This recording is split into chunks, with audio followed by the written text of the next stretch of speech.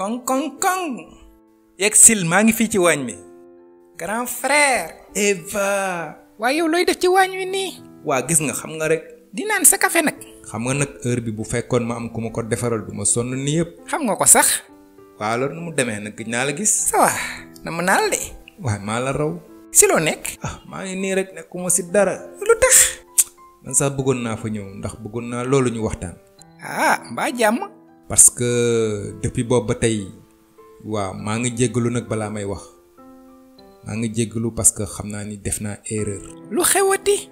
parce que mbiru financement boobu nga ma doon wax noonu bi ñu waxtaanee woon ma defoon ci loolu waaye maa ngi ciy jéggalu parce que tey ji indil na ma problème bu rëy tey maa ngi nii fi may wax ak yow nii liggéeyatu sunu société bi daf ma kii dàq.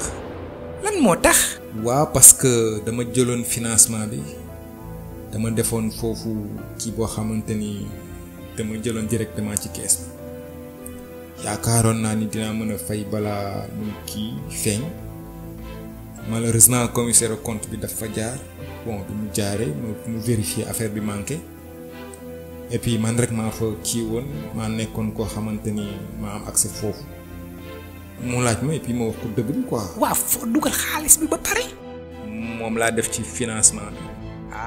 cim lii bu la dal woon rek mu rus wax suba wax ngoon wax guddi nga ne déet pourtant projet boobu de sama xaalis la woon mu doon 30 millions nga ne ma fi ñukk jox ko xaw ma Marichou xaw ma pourtant man mii de jigéen laa ko moom lu mu mën naa lu ko raw.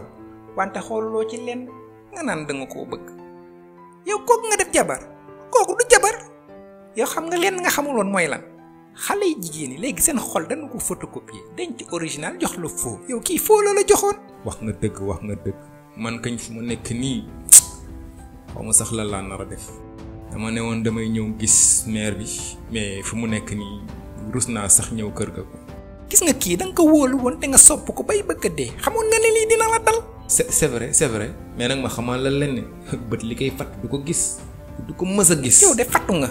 fattu naa nag mais nag na xam ne du rees mukk te du mës a yomb. mais lan moo tax. mais sama xaalis la. yaa ko may man sax maa ngi dem yaa ngi tàngal sama xol bi. waaw ok nuyul ma mère bi. waaw ñëwal ngeen waxtaan man maa ngi nii aw ma suukar aw ma café boo ñëwee ngeen wuti solution yéen ñaar. waaw dinaa fa ñëw baal ma gunge. waaw loolu moom du problème.